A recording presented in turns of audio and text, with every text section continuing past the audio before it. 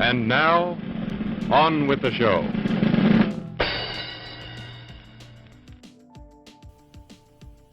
Welcome to Four Movies, where I will be discussing four movies that have something in common, but what they have in common is known to me, but not known to you. Unless you say it before I say it, then everyone will be like, oh my goodness, you knew it. Yeah, that's right, because you have that. I hope that YouTube has sent this video your way and you're enjoying it and watch the whole series. For some reason, my channel's kind of like at a standstill right now, where I hope it's just a test, but I'm making stuff about movies. I thought that people like movies. I thought movies. I know movies are not as big a market as they used to be, but people watch movies all the time. I think maybe people like not watching movies anymore. Maybe video games destroyed movies. Video games killed the movie star. I don't know. Anyways, let's get into these four movies. And I'm going to tell you right now, unfortunately, there seems to be a blank spot here. So there's only going to be three movies.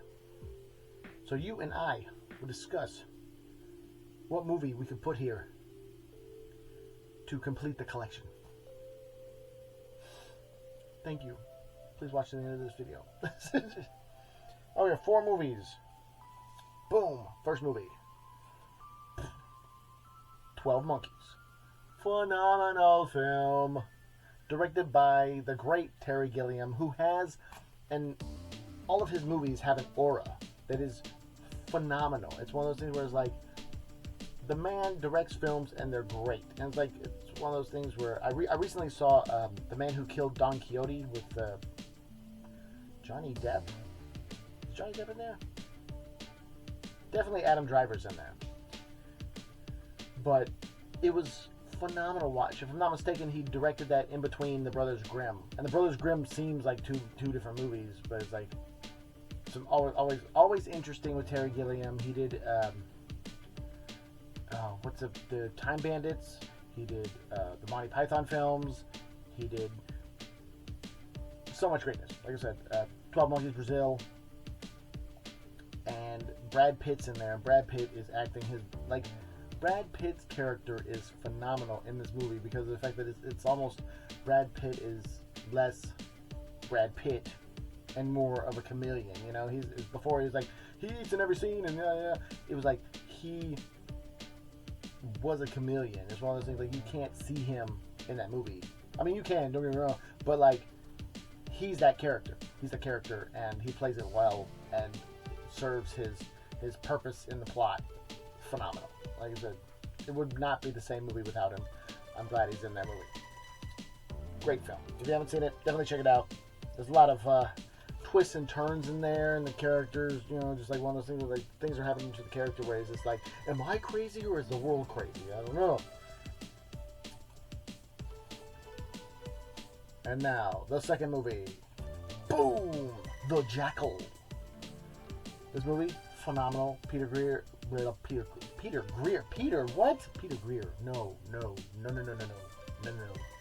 I'm gonna get lost on Peter Greer though. Who's that? Pam's brother. No, Richard Gere. Sorry.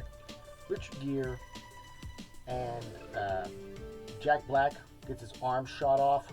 But basically this is about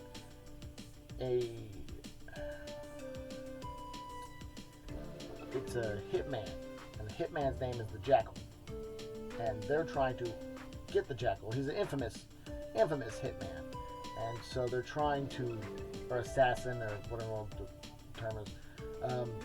They're trying to, the police, played by Richard Gere, who's trying to get him and stop the character, stop the villain. So, does he? You don't know. If you haven't seen it, definitely watch it. If you have seen it, it's awesome. And the third movie, boom, Mercury Rising. This is a phenomenal movie. Alec Baldwin, before he did what he did. But I think that's such a weird thing where the people condemn all movies directed by this guy. No. It's not like a police investigation, you know, where they're like, oh no, that cop is crooked. Okay, so we gotta go through all his cases and make sure he wasn't crooked through the cases. He's not. It's like one of those things. Everything that he's accused of doing, he didn't do in the movie. He was being somebody else, acting. That you shouldn't condemn a movie for one person. There's so many people involved in a movie. I don't think you should condemn a movie for one person. That's Snow White movie. No. Oh man! Once again, that's not one person either. That's a lot of people. Anyways, Mercury Rising is about there's a code in like the Puzzle Solver magazine, and it's like there's no way anyone could ever figure this one out. It's literally put in there to prove no one could ever figure it out. But there's an autistic boy who does figure it out. And when I saw this, I was very young, and I was like, why in the world is this kid getting treated like he's slow when he's just, you know, good at art? And then I had to be explained to that autism and artistic are two different things. I'm like, okay, my bad. I didn't know. I mean, I was young at the time. Like, it's like Alzheimer's. We were like, old timers? I mean, I know old timers does some stuff. It's like, no. It's a different thing. Okay, cool, whatever. But basically, this kid is able to solve the puzzle, and so he becomes a national threat because he can solve this code that nobody is supposed to be able to decipher. If he can decipher it, then the code loses its value, and so the people that made the code have to eliminate this terrorist now. I mean, it's a little kid, and so there's somebody who basically comes into the scenario, and he tries to help him. I think he's a cop, but his dad gets the kid's dad gets killed and stuff like that, and you know the people trying to hunt him down and whatnot.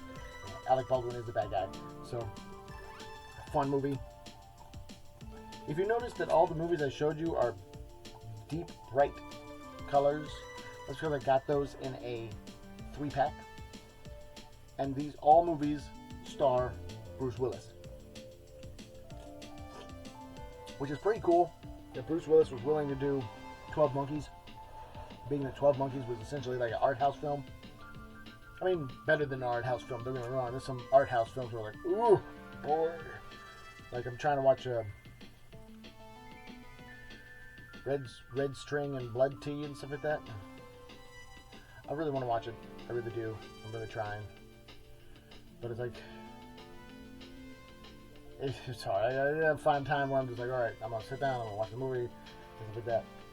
But anyways, yeah, these 3 movies all star Bruce Willis. And there seems to be an empty spot here, so there's no 4th movie. But what movie with Bruce Willis? Because like the video from yesterday, I'll tell you now because you've made it this far. The video from yesterday was also Bruce Willis. So there's like a whole 2 pages of Bruce Willis movies. There's more in here, I'm sure. But should I put Cop Out in there? I think I own that somewhere. Oh man, I don't know. There's so many. Like I said, I got Death Becomes Her, Blind Date, Surrogates, Last Man Standing, 12 Monkeys, Jackal, Mercury Rising. I don't think I mean, yeah, I got all the Die Hards on DVD too. I have all the Die Hards. Wait, can you see that? I don't know if you can see it. Look at my hand. Oh. I'm going the wrong way. That one? Man, I can't see junk. Yeah, there it is. Yeah, right there. All the Die Hard movies on VHS too.